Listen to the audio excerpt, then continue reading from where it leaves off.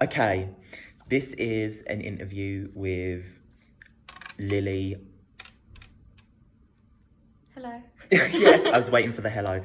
And I'm going to be asking her some questions about her experience with maladaptive daydreaming, which will contribute towards my project as my topic of my film, The Loneliest Boy in the World, is maladaptive daydreaming. Okay, so you have maladaptive daydreaming. How long has this been something that you've dealt with in your life? Probably since I was 7. Okay, and how did that come about? I don't know, I just watched a movie. I think it was Frozen, and I just thought it would be really cool to have ice powers. So then I kind of made this like persona up when I was little that I was like Elsa, and then it's just gone on from there, like different kind of situations where I just want to kind of escape. I think it helped because I hated school so much, so it just gave me something to do instead of listen. Okay, so do you think that maladaptive daydreaming has hindered you or benefited you more? Like, has it benefited you more or hindered you more in life, would you I'd feel? say both. It tries to hinder me because sometimes all I want to do is just stay at home and just do it. Like I just want to just like be in my own little world. So I like listening to music when I do it, so I can just it's my time to just like calm down. But it doesn't. I haven't let it because I know that if I do that, that's all I'm ever going to do. I'm going to be very isolated. So I usually just limit it to like when I'm home alone or like when I'm on a bus journey or like with a car journey. I think it's benefited me because it's like broadened my creativity. It's made me see like different insights and perspectives. But yeah. Do you have any other, like, do you have any diagnosed mental health conditions? Have you ever been tested for anything? I've been don't I've been diagnosed with depression, but that's been fairly recent. But I've been maladaptive daydreaming for more.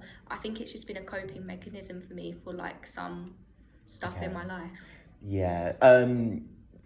Would you say that it's obviously you've said it's a coping mechanism. Would you say that it's a coping mechanism that stems from a combination, like would it be poor mental health? Would it be like trauma? Would it be a mix of the two, or do you think that it's just a coping mechanism for like boredom? I'd say boredom and as well as trauma. I think usually when I was little, my parents weren't exactly the best getting along.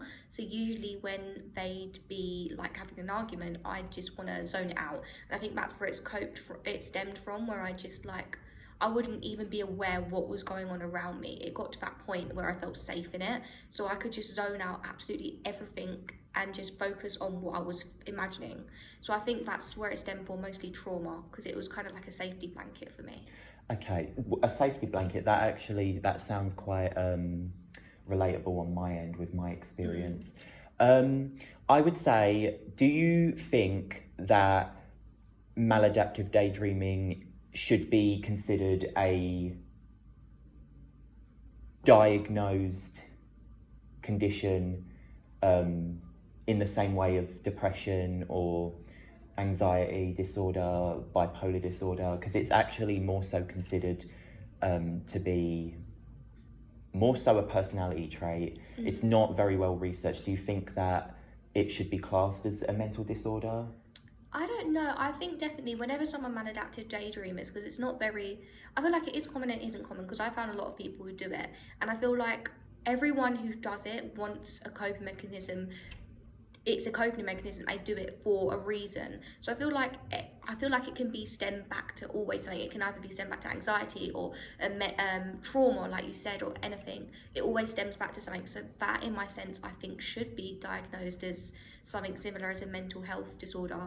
But as well, I think for me, I don't see anything negative by it. Only that I do want to sometimes just sit back and do it.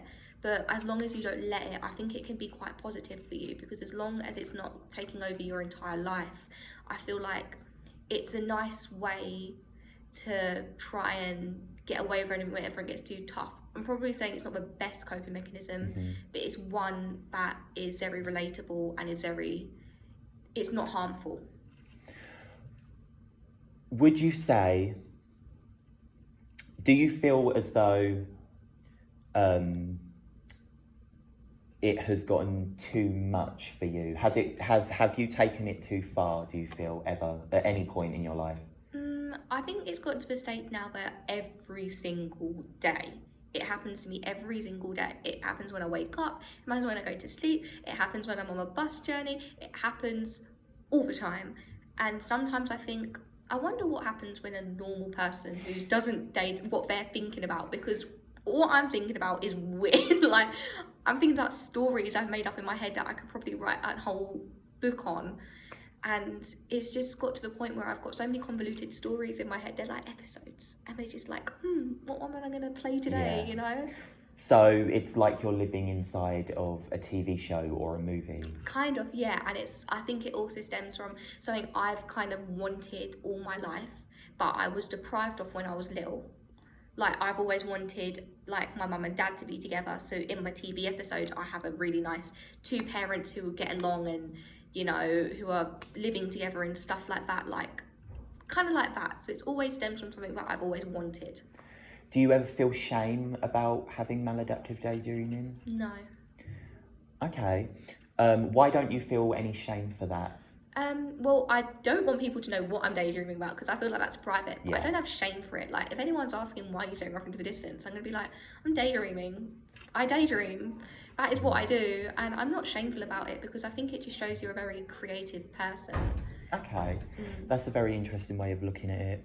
Do you think that it could potentially ever cause problems for you in life?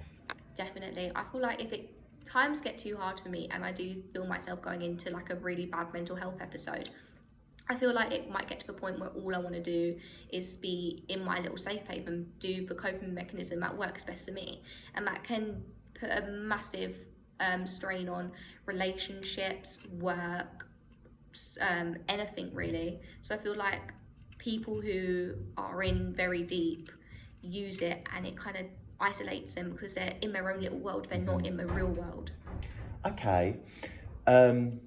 What is the worst experience you've ever had with maladaptive daydreaming, if you can think of one? None. Not really.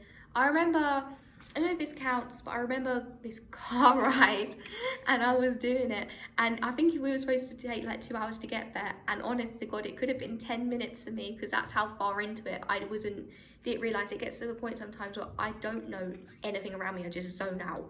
Like, I don't see anything. I just, like, it's weird. I can't explain it, but I wouldn't say that's a bad episode because, you know, it passed the car journey. Yeah. Does it get in the way of your real life relationships? I don't let it, no. Okay. You say you don't let it. Is that because you felt as though it has, so you are conscious of that? I feel, not that it has, but I feel myself wanting to do it. Like, I'd rather just go home, or I'd rather just be in the living room, or I'd rather just be on my phone. So, you know, I don't let it, because if I'm with family or if I'm with friends, it's not like I can just leave and just do something else. Like, relationships are important. So you've got to, if I can control it, I will. So there is some level of restriction. But it does happen every single day. Okie dokie. For a lot of people, when they're experiencing maladaptive daydreaming, they kind of have, you know, this cast of characters that, you know, are always waiting for them in this fantasy world. Would you say that's your experience? Yes, definitely.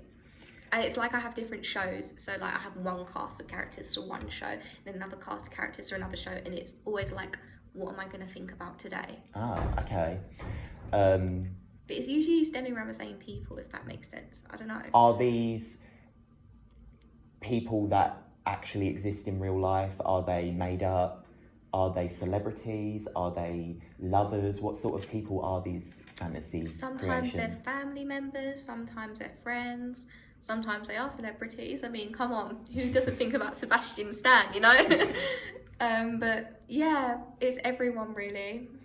And would you say that you're with these people who obviously a lot of them are, as you mentioned, real people in your life? Is it sort of an idealized version of who you want them to be? Yeah, definitely. And sort of, are they giving you what they can't give you in the real world? Definitely, yeah.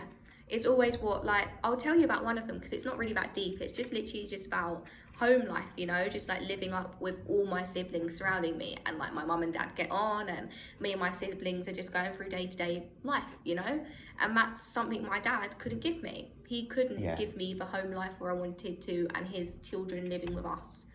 He just couldn't. So that's probably why that stems from that. Okay, I think that is probably correct. Do you think that it's a very common disorder? I feel like people on TikTok, I found quite a few people on TikTok doing it, and I have a few friends that do it. So I feel like it is and it isn't, because I know some people who just don't imagine at all. Like they've explained that they don't think of pictures when they think, and it's actually a disorder. It's really weird. I can't imagine it because I'm so in touch with my daydreaming and my creativity. I can't imagine someone's head and them only seeing black.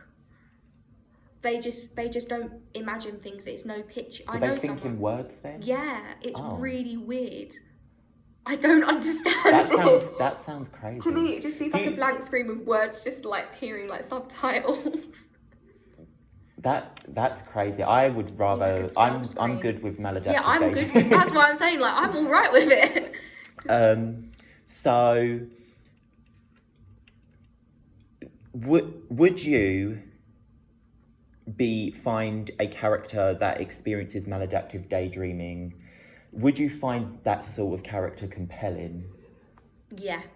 I think it's very relatable, and I know some people do struggle with very much. Just because I don't, there's lots of people that do, and it is at the point where it's an escape from everything, because they may still be in a situation where they're experiencing trauma or experiencing something that doesn't make them feel safe, and so their need to find somewhere is that, and so they're doing it constantly, and I think that's really sad. So that's why I definitely think it should be seen as a mental health disorder.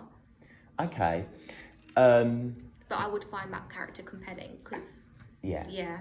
Do you think that the goal with maladaptive daydreaming is acceptance and